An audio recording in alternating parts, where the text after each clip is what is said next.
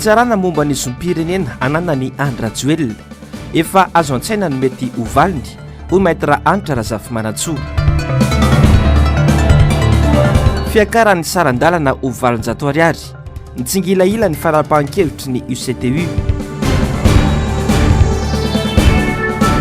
Vondrona vanikolakana manaitra fanjakana amin'ny fitotongana ny fanabeazana eto Madagasikara.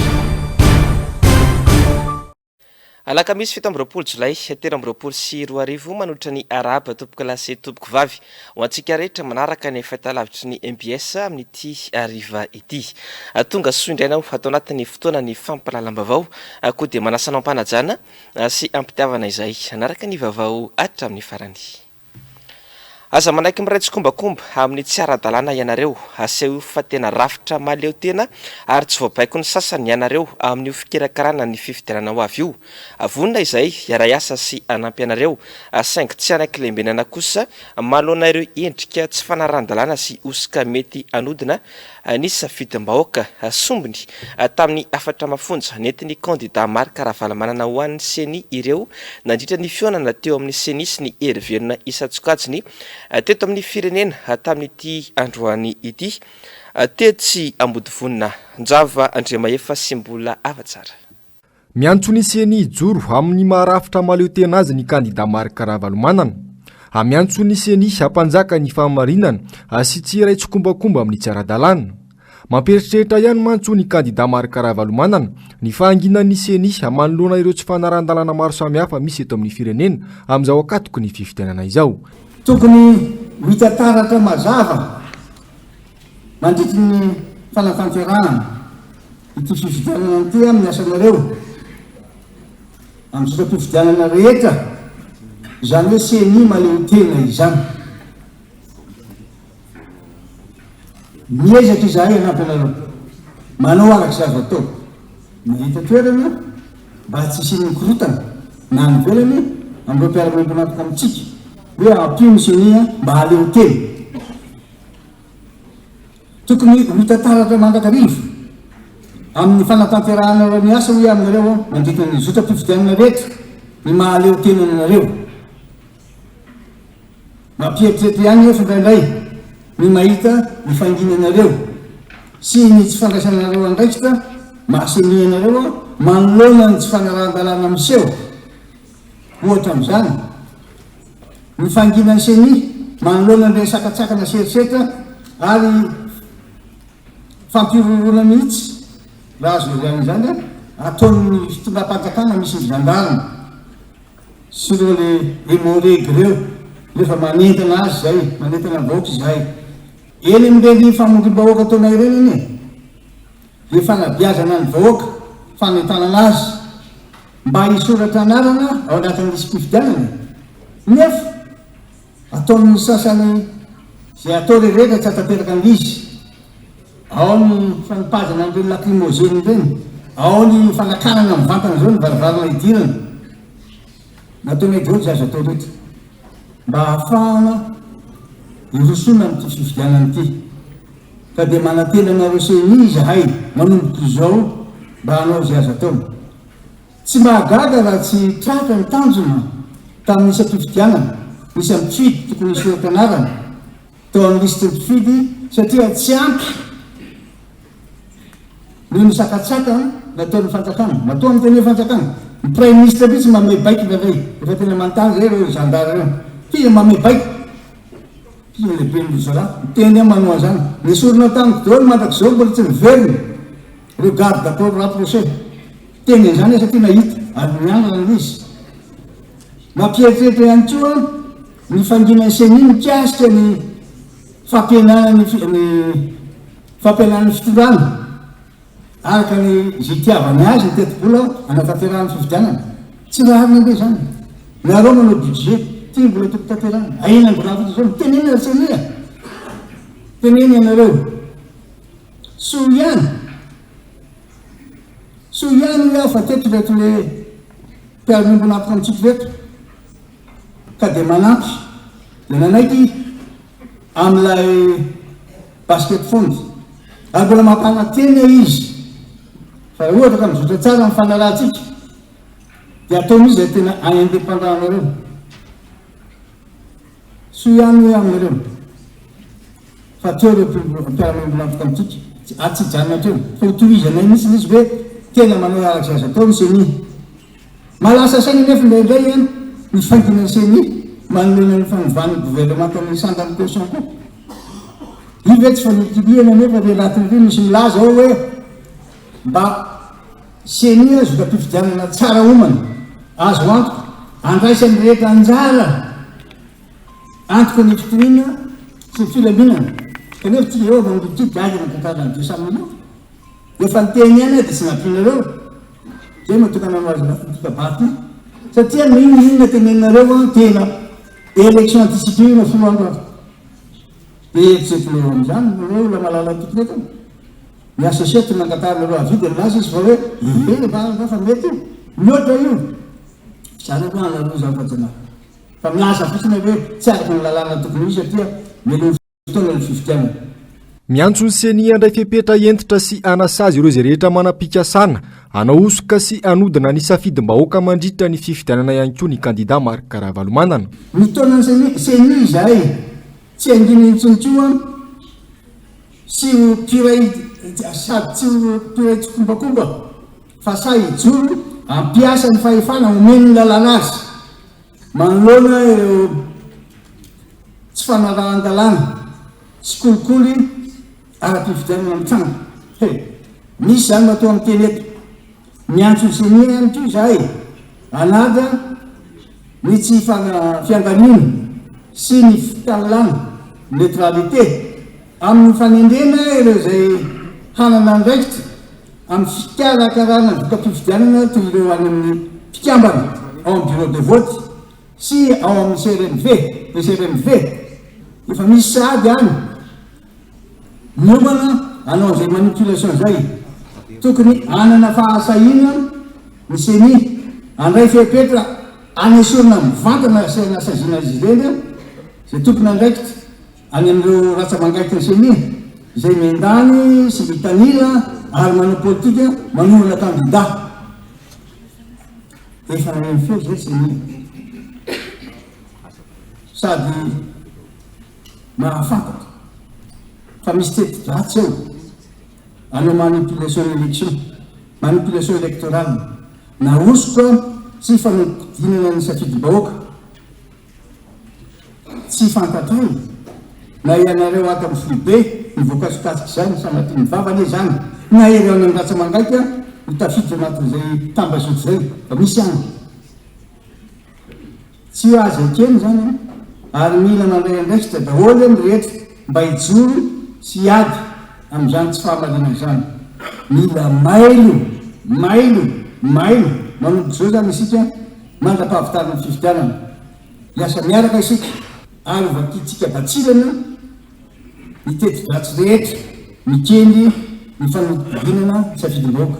Nanamafy ny kandida Marc Ravalomanana sy ny antoko-tiako Madagasikara fa vonona hiatrika fifidianana ary hiara hiasa akaiky amin'ny seni saingy tsy anaiky lembenana kosa manoloana ireo endrika tsy fanaran-dalàna amety hiteraka osika sy anodina ny safidim-bahoaka. Efa laza ihany koa tamin'izay ary mbola verika eto indray mafisika eto fa vonona hiatrika fifidianana izahay tamin'tiako Madagasikara zay taliako Marc Ravalomanana ary anao zay azo rehetra atao metrahana tontolo manodidina milamina ahafahan'ny seni mikarakara ny fifidianana mamety tokanareo zay fanao azy atao isiny filamina na izany aza nefa dia ambarako ampahabebaso tokoa fa tsy anaiky lembenana mihitsy izahay ary indray fepetra rehetra raha sendra misy raha sendra misy ny tsy fanarahan-dalàna mitranga ka hiteraka osoka sy famadiana ny safidim-bahoaka marina. Amba hitoiza ny fiarah-miasa sy hipetrahany fifampitokisana amiantso ny seni ampanao auditina ny fitsirihana ny rindram-baiko na ny logiciel hikarakarana ny voka-pifidianana ihany koa ny kandida Marc Ravalomanana. Ambola manjavozavy ihany koa hatreto ny mikasika ny teti-bola entin'ny seni anatanteraina io fifidianana io ka nametrahany filoha Marc Ravalomanana fanontaniana azy ireo hoe tena efa ampy ve ny entimanan'ny seni amin'izao fotoana izao enina dia efa nisy aza ny fanampiana rabola avy amin'ireo firenena mpiara-mimbonantoka amin'ny Madagasikara. Fa miantso ny olom-pirenena rehetra voasoratra anarana ao anatin'ilay fifidianana andray anjara mavitrika sy andatsabato mandritra ny fifidianana ny voamera-maleo tena misahana ny fifidianana na ny seni. Miantso ny herivelona rehetra anentana ny olom-pirenena ao amin'izany ihany koa izy ireo. Anjavandre mahefa sy mbola afa-tsara. Efa ao anatin'ny vanim-potoana iantsona ny mpifidy iomana sady sy andray anjara mavitrika amin'ny fifidianana afa indrindra andatsabato mandritra io fifidianana ho avy io isika amin'izao fotoana izao ho ny voamera-maleo tena misahana ny fifidianana androany. Manana andraikitra goavana amin'izany fanentanana ny olom-pirenena izany ny rehetra ho ny fanazavana indrindra ny herivelona rehetra misy eto Madagasikara. Manao aso avo ny tenanay anareo mpanao politika na mpanolotra na mpomba ny fitondrana ny firaisan'olom-pirenena ny fiangonana ay vakizery mba hanentana sahady ny olom-pirenena ho tonga hifidy ary aneo ny safidiny amin'ny andro ny fifidianana satria raha sy zany dia ny gouvernement no natao nampidirana ireo olom-pirenena mihoatra ny raika amin'ny folo tapitrisa ireo ao anatin'ny lisitry mifidy raha toa ka sy ho tonga afaka aneo isafidiny izy ireo. Ezaka isika anentana ny mpifidy ka ampitonga hatrany ny tapa-avitrina amin'ny fifidianana na le ataontsika hoe taux de participation électorale mba olom-pirenena mandray andraikitra amin'ny hoaviny no misy eto amintsika.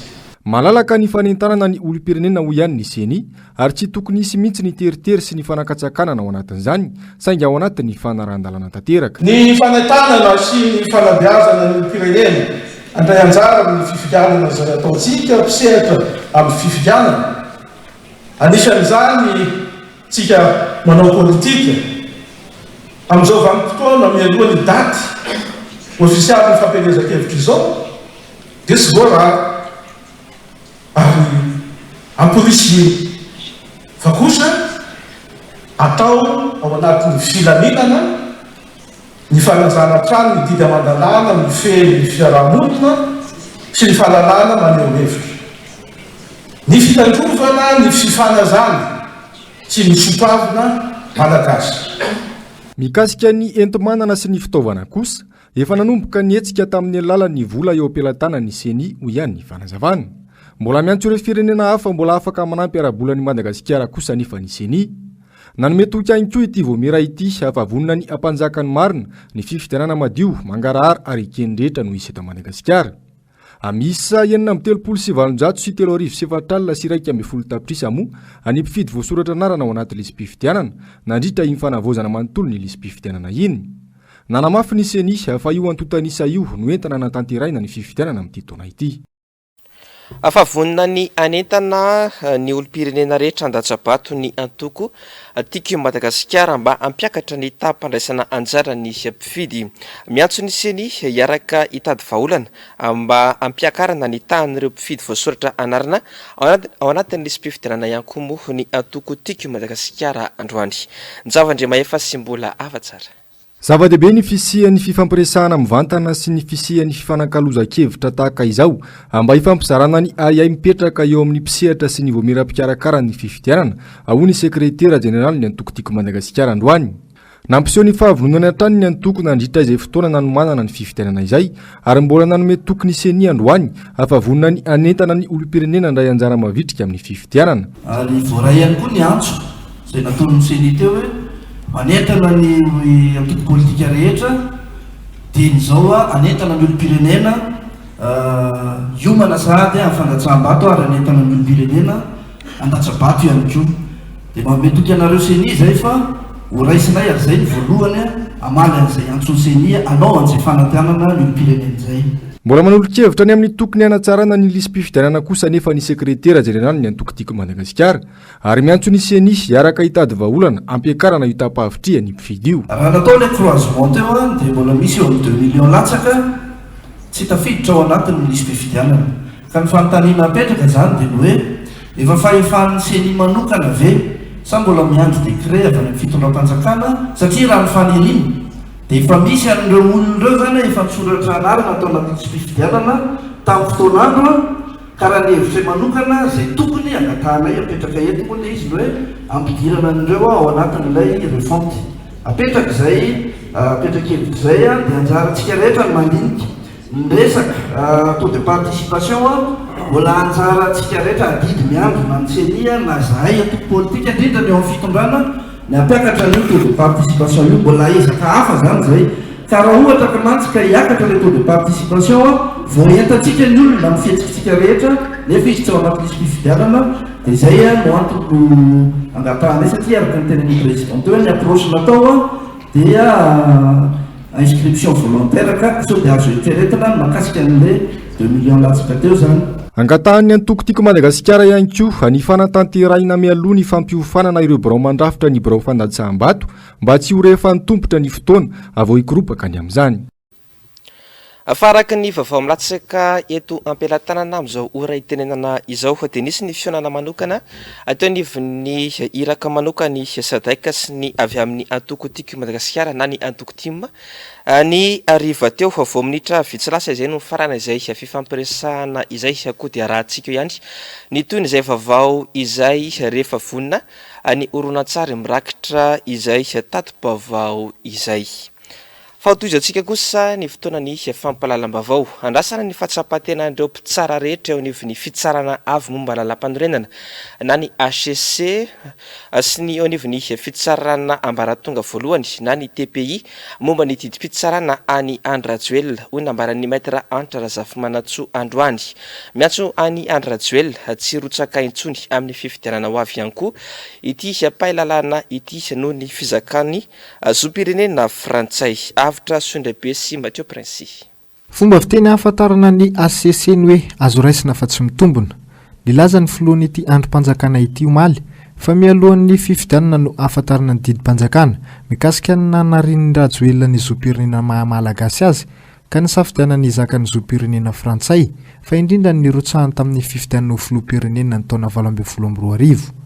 Mampanahy ihany mety ho didy avoaka ny fitsarana avy momba ny lalam-pandrenana sy ny fitsarana ambaratonga voalohany noho ny pahalalana. Ny andrasana dia hoe latsahan'ny fanamasina daholo na mpitsarana amin'ny HCC io fa raha ny zavatra misy amin'izao fotoana izao efa hitanay ny saritsary ny zavatra ho valiteny raha tamin'ireny resaka motion de censure reny nataon'ny HCC taoriana ny fitoriana na ny taratasy ny doléance na plainte izay nataon'ny HCDDET. Zava-dehibe ho antsika rehetra ny fahalalana hoe tena gasy 100% tsisy fangaro ny mitatana an'ity firenena ity manao tsy mila manao allégeance amin'ny firenena ivahiny indrindra fa hoe firenena hafa nanjanaka an'ity Madagasikara ity ny andrasana zany hoy dia fahatsapany tena koa ankoatran'le filatsan'ny fanahy masina ho an'ireo mpitsara rehetra na ny TPI na ny HCC ho an'le filoham-pirenena frantsay malagasy nanariny zom-pirenena frantsay io dia hoe aleo za fa tsy latsaka tsony hafa dia vita zay ny zavatra nataoko dia mba velo amin'izay ny hafa tena mpandrosan'le firenena fa tsy olona mitaka lava zao zany dia amodika amin'ny firenena toy izao. Raha ny lalàna malagasy dia mazava ireo rehetra tsy manana zom-pirenena malagasy dia tsy afaka mirotsaka ho fidiana amin'ireo fifidiana isan-karazany. Nandika lalàna araka izany ny filohan'ny fitsarana avy momba ny lalam-pandrenana sy ireo tompona andraikitra maro niaraka tamin'ny Rajoelina ka mila andraisana fepetra entitra mifanaraka amin'ny eloka nataony. Araka nambara tamintsika teo fa dia nisy ny fionana tamin'ny iraky ny SADC androany hariva sy ny filoha-Marc Ravalomanana ary ny antoko tiako Madagasikara. Mbola tazoma ho tsiambaratelo ny fionana saingy kosa nilaza ho afa-po tamin'ny fifampiresahana ny andany sy ny ankilany. Angom-baovao natao ny Jessica Miray sy Tahirinena. Miditra amin'ny andro faha-efatra androany ny fionan'ny SADC amin'ny herively eto Madagasikara. Antoko politika sy androm-panjakana maro no efa niona tamin'ny iraky ny SADC tonga eto Madagasikara ireo. Miompany indrindra amin'ny fanomanana amin'ny fifidianana no antony.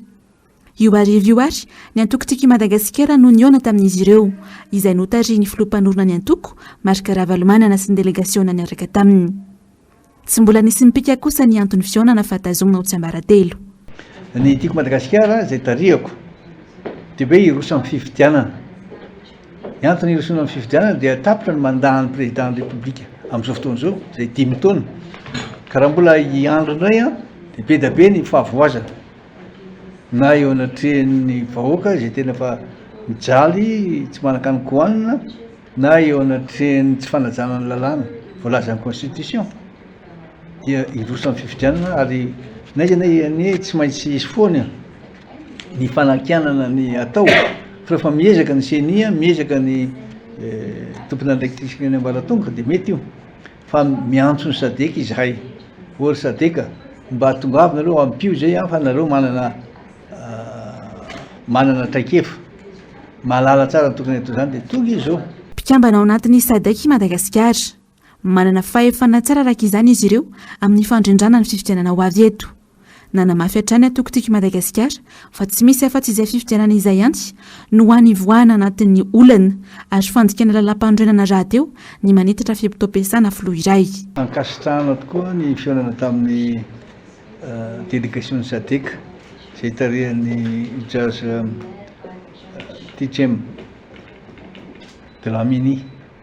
Zava-dehibe loatra ny ionana amin'ny SADC satria aza adiny Madagasikara ka mambo ny SADC ary Madagasikara manana droit, manana privilège mihitsy miasa miaraka aminy fanomanana élection toy zao ary indrindra ny fanampiana ny Madagasikara eo amin'ny lafiny ara-teknika na ara-bola raha ilainy zany dia SADC afaka manampy tsara.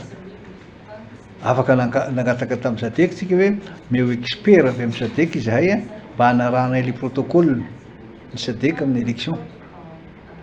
Io zany zany tokony tsy niafiafy mihitsy tsika fa dia efa zava-dehibe aloha ny ionana tamin'ny androany. Naharitra ora roa latsaka ny fionana teto afa-po tamin'ny fampiresahana izay ho ny rotonta. Fa aorian'ny tatitra ataon'ireo iraky ny SADC eto Madagasikara no afantarana ny mety ho toyny sy momba ny fifidianana eto amintsika hoy ny avy amin'ny vovonana lera androany. Maro ny fanamariana tsy tanteraka ankilany efa maro ny mikimaka hoy ny solombavam-bahoaka ny Madagasikara maître Antra Razafimanatsoa raha niresaka tamin'ny avitra Sondrabe sy Mathieu Prince. Tsy tantaratra ny fanamariana nataon'ny mpanara-mason'ny fifidianana tamin'ny taona 2014 sy 2014 raha ny fizotro ny fikirakirana ny fifidianana amin'izao. Maro ny kinanga ataon'ny fitondrana sy ny seni ka hitakin'ny maro ny fanatsaran'izany. Tsy mbola feno ny fepetra ahafahana mametraka ny fifidianana madio sy mangarahara hoy ny solombavam-bahoaka voafidy tany Vangaindrano. Araka ny zava-misy izay iarahantsika mahafantatra na ny resaka famatsim-bola ny fifidianana na ny resaka ny lalàna amin'ny fifidianana, resaka fanavozana ny lisitry ny mpifidy, eo ihany koa moa ny fanana ny filoham-pirenena ny zom-pirenena vahiny frantsay, eo ihany koa ny hoe mbola tsy fahafantarana hatreto ny mombamomba ny pitsopitsony ataoko hoe isan'ny birao-pifidianana aiza sy avy sy ny manodidina izay fanatanterana fifidianana izay inanahoana ireny fanavozana ny lisy-pifidianana ireny, inona ny tsindry, ahoana ihany koa ny tsy fahazahoana amin'ny teny ny mpisehatra politika sy ny zavatra ataony eo anivon'ny fitondram-panjakana izay ataoko hoe manjaka tokana amin'izao fotoana izao eo amin'ny lafiny fampelezan-kevitra sahady. Efa mihodina ny resaka maro manamarina ny fangalarana ataon'izao fitondrana izao amin'ny fikirakirana ny fifidianana. Maro ny resaka re amin'ireo solombavam-bahoaka mpanoana ny fitondrana hoy ny nambaran'ny solombavam-bahoaka voafidy tao amin'ny boriboritany Antananarivo voalohany. Efa be dia be mikimaky efa vita zay samsamy solombavam-bahoaka ke fampiresaka nisy ny fanovana ny liste électorale sy ny fanoratana anaran'olona ny anaty reny liste électorale reny. Tsy fantatra hatramintsika amin'iteny izao hoe firy exactement nisan'ny olona nahazo copie tamin'ireny opération jugement supplétif, firy ny olona nahazo karapanondrom-pirenena dia firy nisan'ny olona marina soratana ao anatin'ny liste électorale à partir les jugement supplétif sy karapanondro zay. Ny fantatra dia izao misy ireo lehibe mifokotany sy ireo maire izay milaza hoe misy olona nahazo jugement supplétif misoratra anarana nivelan'ny ohatra hoe ambanivohitra. Zany zavatra zany fomba fanaondreo hatrany amin'ny faritra rehetrarehetra any Atsimo, any Ambosary, any Ambovombe, any Ambosary sy sisa misy mikimaky be dia be izay ataon'ireo miaraka amin'ny solitenam-panjakana. Isa moa solitenam-panjakana misy ny gouverneur, misy ny koa ireo chef district miaraka amin'ny chef pokotany izay nomena baiko ary no zarazaraina zavatra anao an'izay zavatra miafina tsy fantatry ny olona zany. Androany atoandro no niona tamin'ny iraky ny SADC ny avy amin'ny vovonana lera, niompana tamin'ny fampahafantarana ny tsy fahatomombanana sy ireo pitsopitso mikasika ny fanatanterahana ny fifidianana ny fionana. Andrasana ny tatitra sy ny fandraisana ny antota-kevitra mandritra ny 7 andro izay ataon'ny sadek amin'ireo atoko politika vovonina samy hafa sy ny herivelona rehetra ahafantarana ny fomba fijerin'izy ireo ny toedra raha misy eto amintsika amin'izao akatoky ny fifidianana izao. Fasihatra iray ny apotika nandritra izao fitopitondran'ny andra joelina izao ny tontolon'ny fampianarana amin'ny ankapobeny mihitsy toerana itranganana fitokonana matetika ihany koa ny anivon'ny Université Mpanjakana na ny eto Antananarivo na ny amin'ny faritra hafa. Nataon'ny fanjakana Ankilabao ny sehatry ny fampianarana ho nambaran'ireo mpiantsehatra atao anatin'ny fandarana miara-manonja androany. Anisan'ny voaresaka nandritra ny fandarana ihany koa ny fampanantenana pokaty nataon'izao fitondrana Andry Rajoelina izao. Onjalalaina Ranaivo Manana sy Andry Rakoto Malala. Manodidina 500 isanjaton'ireo fampanantenana nataony Andry Rajoelina nandritra ny fampelezan-kevitra nataony no tsy nisy tanteraka volana vitsivitsy sy ataperan'ny fotoam-piasany. Fiabaibona trano nataony ity fanjakana ity ary fampanantenana pokaty nampiainana ny vahoaka tao anatin'izay 5 taona izay. Raha ohatra zany amin'izao fotoana izao no hoe aminy hoe zay dia tena navita fotodrafitrasa ohatra izao asa tompoko zany. Zany no anakaramana anareo. Zany no omezana enda amin'ny ity anareo, zany no anomezana carburant anareo. Asa zany tompoko. Fa zao le nampanantena anareo hivelany zany sy le tena asa ngezabe amin'ny andraiky mpanjakana vitanareo sa tsy vitanareo. Le miami moa zany efa tena tsy vita, zaridaina amoron-dranomasina ny nataony ene. Efa nitenena mihitsy hoe manana an'izao ny ary manana an'izao, tsika koa manana miami. De hoe novana miami ka. De novaina le anarana. Zany manany ihany manao resaka fananjaza, tsy ohatran'izany mitantana firenena. Tsy resaka kilengalenga. Ianao milaza fa ataontsika ohatran'ny Paris Ambatondrazaka. Asa, le amory Paris angamba ny hitany le be amory Paris Ambatondrazaka de hoe atao ohatran'ny Paris. Fa iza zao le Ambatondrazaka. Ka zay le tiantsika tenenina hoe alao mba ny zavatra tena marina resahana. Fefa leo ny vandy, leo ny lainga. Ataonareo ny olona. Sehatra maro mipotika anisan'izany ny fampianarana. Efa zary lasa fitenena anivon'ny anjerimanontolo ny hoe raha tsy mitokona tsy mivaly mifangatahana. Saika ahitana fitokonana matetika ny anivon'ny Université Mpanjakana, raha tsy ny mpianatra no mitokona mitaky ny vatsim-pianarana, dia ny mpandraraha indray no mitaky ny karamany. Amin'izao aza dia ao anatin'ny Université Matiny any Ankatso no ny fitokonana ataon'ny CSS. Raha ohatra ka fanjakana tsy mahay mihaino ny mpampianatra pikaroka mpampianatra dia verintsika mihitsiny zany. Fa tsy mieritreritra no avy ny firenena satria ireo tompoko no ampita fahaizana ho an'ny zaza malagasy. Ka zay ny antsontsika ihany amin'ilay mpitondra fanjakana hoe eny anareo moa le fahefana ka na olona efa hita zao raha fa incompétente ao anatin'le asa hitantanana an'le départementa satria efa nisy nahafatesana mpianatra tao anatin'le université nandritry n'ilay fotoana ny tantanany, efa nisy nahasamborana mpianatra, efa nisy naharatrana mpianatra, efa nisy nanaisorana président na université, efa nisy nahamaizana bloc samihafa tenenevina université. Ary efa nisy olana samihafa tamina fitokonana nataona mpianatra, nataona mpandraraha nivona université, tsy teto Antananarivo any fa nantany amin'ny sisiny. Ary efa nisy adina tamina fanadinana baccalauréat, ny sesisesy impiro zay, niteraka olana, ary tao anatin' zay adina zay indrindra raha nisy fitokonana nataona tompona andraikitra maro samihafa. Fa zao ho an'ny eto Madagasikara, izay tsy naomby de mbola reconduit amina andraiky mpanjakana ambony any. Itohatra amin'ny alatsinainy ndraiky amin'ny 3 Jolay ho avy izao ny Université Maty araka ny fampahafantarana nataon'ny CSS Somaly Larby. Efa tapitra ihany koa ny 270 ora nomen'ny mpianatra hanomezana amin'ny vatsim-pianaran'izy ireo. Ataon'ity fanjakana ity Ankilabao ny tontolon'ny fampianarana izay ankina ny fampandrosoana ny firenena.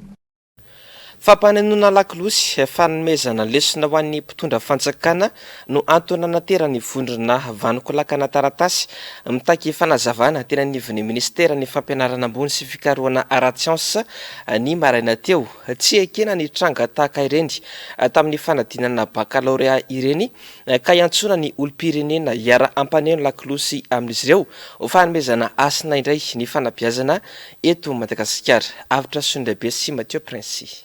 tonga nametraka taratasy tetsy amin'ny ministeran'ny fampianarana ambony sy ny fikaroana ara-tsiansa nivondrona vanikolaka nio marain'io taratasy fitakiana fanazavana mikasika ny zava-mitranga amin'ny fampianarana amin'izao fotoana izao.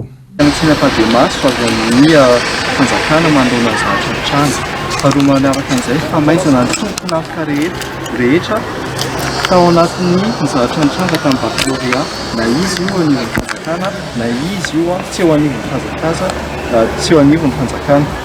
Fatena manaraka an'izay ny fahafahan'ny tanora ny olo-pirenena tsotra maneho ny hevitrany ny volona sy mijoro mba ho lahara-pahamehana indray ny lahara-pahamehana indray ny fanabeazana ary farany dia ny fahafantarana any olo-pirenena tsy mandadiarina ny zava-misy momba ny fanabeazana ny ankapobeny zany état ny éducation rapport écrit no angatahanay.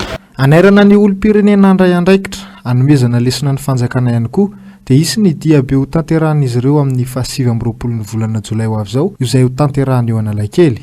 Ireo hetsika ireo dia entina avokoa anehoana voalohany hony ny ataontsika hoe fahatezerana sy fahakiviana manoloana ny zava-misy amin'ny fanabeazana amin'ny ankapobeny sy fahavonona ny olo-pirenena ametraka ny fanabeazana indray ho lahara-pahamehana eto Madagasikara.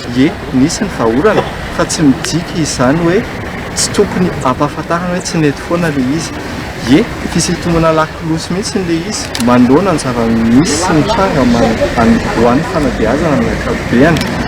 Fa ihany koa fanomezan-tanana ho an'ny fanjakana mba ahafahany manao an'izay tokony fanataony tao aloha teo vonintranga izy zavatra iny dia fialantsiny tokony mandeha aloha fialantsiny dia tatitra. Ny vondrona vanikolakana dia fikambanana tanora tsy miankina ahitana fikambanana maro manerana ny nosy. Faraka ny narahintsika tao anatin'ny lohateny vaovao teo dia manjavozavo tanteraka ny fanazavana nentin'ny avy anivon'ny UCTU na ny vondron'ireo kooperativa mpitatitra eto Andrenivohitra mikasika ny fampiakarana ny sarandalana amin'ny fiandohan'ny volana Aogositra ho avy izao. Tsy voafaritra mazava ny antony mety ampiakatra ny sarandalana raha izy kosa ny lamina vaovao apetraka aorian'ny fifidianana filoham-pirenena. Avitra Sondrabe sy Mateo Princy. Nana tamin'ny ben'ny tanàna Antananarivo sy ny tompona andraikitra maro ny delegasion'ny vondron'ny kooperativa mpitatitra Andrenivohitra androany. Tsy nisy ny hevitra tapaka momba ny fiakaran'ny sarandalana na tsy nandritra ny iray orona teo eo ny fiaonana toy izao ny fanazavana. Teto tsisy zavatra tapaka momba ny sarandalana fa ny zavatra tapaka teto dia ny vesatra menjady amin'ny mpitatitra indrindra ny voalohany io droit ny visite technique io dia représenté teto mantsy ny ministeran'ny fitaterana sy izay tompona andraikitra voalohany amin'ny fitaterana Antananarivo renivohitra fifamezivezena en plus dia nanapa-kevitra hoe solotenanareo mpitatitra ihany koa aho omby ny tanàna fa hiaraka anao taratasy rapitso dia hiaraka ho any visite technique angataka. Isy ny fandraisana fepetra vaovao momba ny fitaterana Andrenivohitra UCTU sy ny fitaterana ivelan'ny Andrenivohitra UCTS araka ny fifampiresahana. Dia mbola hitondrany tatitra any amin'ny mpikambana rehetra mahakasika an'izany fa ao aorianany fifidianana zany ao aorianany investiture izay tsy maintsy izy dia tsy maintsy anavao procédure izay tsy maintsy arahana mahakasika an'izany fampiakarana sarandalana zany izay. Fa hatreto dia nanome toky anay kosa ny ben'ny tanàna fa tsy tokony andray olona aty anatiny ampivoan-tanàna ireo suburbaine anaraka izay procédure tsy maintsy tokony atao izay fa tsy maintsy hiakatra ny sarandalana. Andrasana ihany koa araka izany izay fivoaran'ny raharaha na hampiakatra ny sarandalana ihany ny UCTU na tsy amin'ny fiandohan'ny volana Aogositra ho avy izao. Fananao valandresaka ho an'ny mpanao gazety androany Tetsy Anosy ny mpiasa eo anivon'ny ministera ny toe-karena sy ny fitantanam-bola manome iray volana ny tompon'andraikitra ny mpiasa amahana ny oran'izy ireo nefa niaran'izy ireo nandritran'izay efa taona mahery izay. Fantatra fa teboka 5 no marary ireo mpiasa araka izao fanazavana manaraka izao. Manome ray volana ny fitondram-panjakana amany olany intégration andefa ny intégration rehetrarehetra izay any mpiasa amin'ny ministerany vola sy ny toe-karena nandritry ny efataona izay tsy nisiny manome ray volana ihany koa ny fitondram-panjakana mba amoaka ny distinction honorifique ho an'ny mpiasa amin'ny ministerany toe-karena sy ny vola mitaky ihany koa zay ny ampidirana ny statut général ny agent public ao anatin'ny conseil de gouvernement sy ny conseil de ministre ary andefany zany any amin'ny parlement ao anatin'ny ray volana na anaovana session extraordinaire ary mitaky ihany koa ny fandoavana ny complément des indemnités des installations à la retraite izay efa nazahoana areta any amin'ny fitsarana manery ny fanjakana andohany zany ho an'ireo retraité ary farany dia mitaky ny anomezan'ny fanjakana poste budgétaire ato amin'ny ministerany MEF tapitra izay ray volana izay dia hiditra amin'ny fanakatona trano izahay raha tsy misy vahaolana raha tsy misy fanaovan-tsony. Fa mbola vitsy amin'ny vehivavy malagasy no misafidy ny anao fandrindram-piterahana noho ny antony maro samihafa isan'izany ny tsaomiely. Mbola ambony anefa ny tany fahafatesana ho an'ny zaza voateraka eto amintsika 2.3 ny zaza maty amin'ny zaza teraka arivo. Midika izany fa mbola betsaka no tsy tomombana eo am-piterahana. Anisan'ny tetikasa ny volavolaina teto Madagasikara ny antsoina hoe wish to action fanentanana ny olona amin'ny fandrindram-piterahana sy fanenana ny tany fahafatesana eo am-piterahana. Jessica Miray sy Tahirnena. Anisan'ny firenena manana tambony indrindra Madagasikara eo amin'ny fahafatesan'ny zaza voateraka.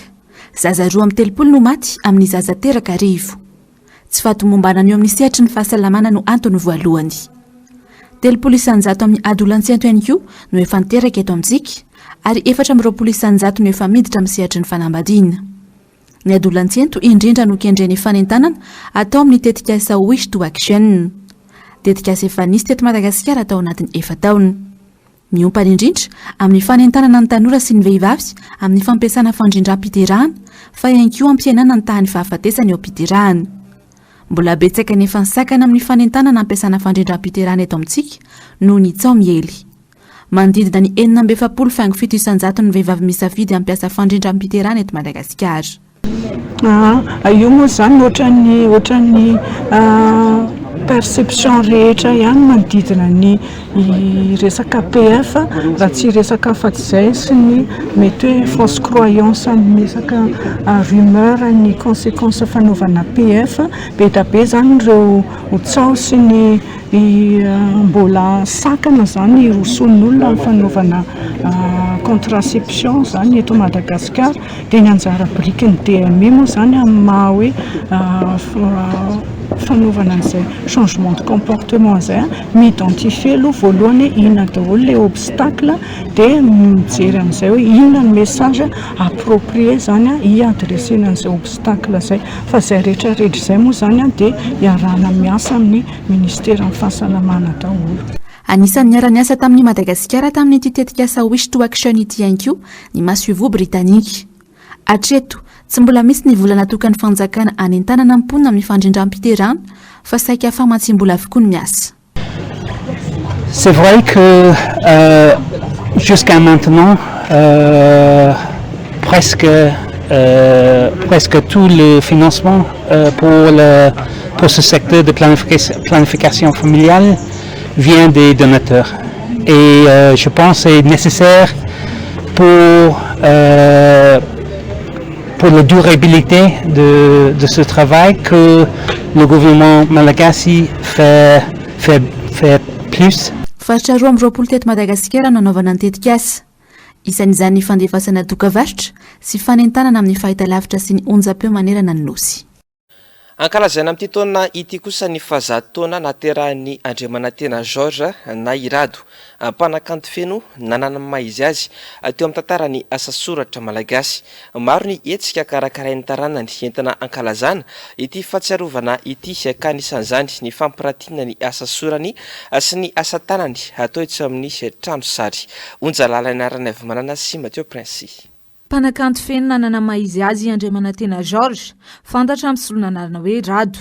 Ity solonanarana ity izay nalaina tamin'ny ohabolana hoe voangy mitombolamena raha misaraka tsy ampy Rado. Valo ny boky nosoratany toy ny tsy maintsy mipoaka ny sarimbilany, ny dinitra, sedra, afatra ary ando boky natokana ho an'ny ankizy. Ny sokajin'olona rehetra no antefan'ny asa sorany. Sehatra maro nafantarana azy, anisan'izany ny fanoratana tononkalo, ny sehatry ny kabary sy ny teo amin'ny asa fanaovan-gazety. Mpikambana mavitrika tao amin'ny avatsa UPM, Fimpima, Akademia Malagasy ary ny fikambanana Tireto Madagasikara ihany koa Rado.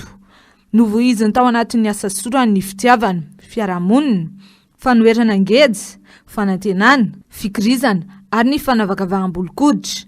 Amin'ity taonty no ankalazana fahazatoana naterahany, maro ny hetsika ankalazana izany. Izy aloha dia olona tia fiarahamonina, izay zavatra tsapako. Tena mahay mifanerasera amin'ny olona izy ary olona mahafehy miteny malagasy, olona saro-piaro amin'ny teny malagasy ary rehefa saro-piaro amin'ny teny malagasy dia olona tia tanindrazana tena mifono manontolo. Ny fiatraikan'ny fahaizana teny malagasy eo amin'ny resaka fampandrosoana teny malagasy, izay mihitsy ny titran'ilay lohatenin'ilay boky. Misy ihany koa ny fintiny tantaram-piainan-drato, tsisy tononkalo anatiny fa natao tamin'ny teny malagasy izy, teny frantsay. Ny tanjona moa dia ny fandriany Rado mihitsy mba hoe ireo asa sorany dia hitoetra amin'ny taranaka faramandimby. Tsy ho anay izay naterany ihany fa ho an'ireo olona rehetrarehetra liana amin'ny asa soratra sy ny zavatra kanto. Ny tanjona zany dia mba hoe averina ho atota ny bokin'ny Rado Ray manontolo satria efa madivadiva ihany izy ireo. Tononkalo maro nosoratany Rado navadiky ny mpanakanto lasa hira, anisan'izany ny voninkazo adaladala. Misy 12 kosa ireo hira-mbavaka nosoratany, anisan'izany ny Ninona Mitranga Jeso ary ny Azavela Ahalala. Savorivory tanteraka ny toedrara any Niger any taorian'ny fanonganam-panjakana nataona miaramila any amin'ity firenena ity. Fanonganam-panjakana faefatra tany Niger ity miseho any an-toerana ity. Fantatra fa ny vondrona mifandray amin'ny fanjakana islamika sy ny Al-Qaida ny voalaza fa ao ambadika izao raharaha izao. Etsakila nanamafy ny fanohanany ny filoha Mohamed Bazoum ny ao anivon'ny CEDEAO sy ny firenena Amerikana. Tato-baovana ataony onjalarana avy manana sy Andry Rakoto Malala. Hitrangana fanonganam-panjakana ataona miaramila amin'izao any Niger. Nanao fanambarana ny fanohanana ireo miaramila putista izay nanongana ny filoha Mohamed Bazoum ny lehibe nenta-major ny tafika any Niger androany maraina. Miantso fampiresana kosa Etsekila ny avy anivon'ny fitondram-panjakana. Taoriny Mali sy Burkina Faso dia Niger indray no firenena fahatelo ao amin'ny faritry Sahel rava no ny fanafian'ireo vondrona mifandray amin'ny fanjakana islamika sy ny Al-Qaida. Ny aina fanonganam-panjakana nanomboka tamin'ny taona 2024 ity firenena afrikana ity. Miato tanteraka aloha ny asa-panjakana rehetra any Niger, vokatra ity fanonganam-panjakana ity. Mikatona ihany koa ny sistany an-tanety sy anabakabaka ny an-toerana. Napetraka ihany koa ny tsy fahazona mivezivezy manomboka amin'ny 10 ora alina ka hatramin'ny 5 ora maraina. Raha ara-tantara dia inefatra ny sehoana fanonganam-panjakana tany amin'ity firenena afrikana ity. Voalohany tamin'izany tamin'ny volana aprily taona 1770 izay nanonganana ny filoha Diori Hamani. Eo ihany koa ny niseho tamin'ny volana febroary 12 nahatonga ny filoha Mamadou Tadja niala tamin'ny toerany. Mbola mafana Niger amin'izao. Firenena maro no manameloka ity fanonganam-panjakana ataony miaramila ity. Nanamafy ny fanohanany ny filoha Mohamed Bazoum ny CEDEAO sy ny firenena Amerikana. Ataka ny mazatra dia ny fandarana ao anamarina sy ny Global News no arainao aorin'izao fotoana ny fampalalambavao izao. Aorin'izay kosa dia isy ny fandarana manokana iarahantsika amin'ny mpanao politika Roland Ratsiraka. Aorin'izay fandarana anankiroa izay. Aorin'izay fandarana manokana izay kosa ny Ronan-tsary indray amin'izao mitondra lohateny hoe Love Tactique 2. Ny sampana fampalalambavao dia misotranao nanaraka hatrafara ny fotoana ny fampalalambavao ary mametraka ny veloma mandrapitafa ho amin'ny rampitso indray tompoko lahy sy tompoko vavy veloma tompoko.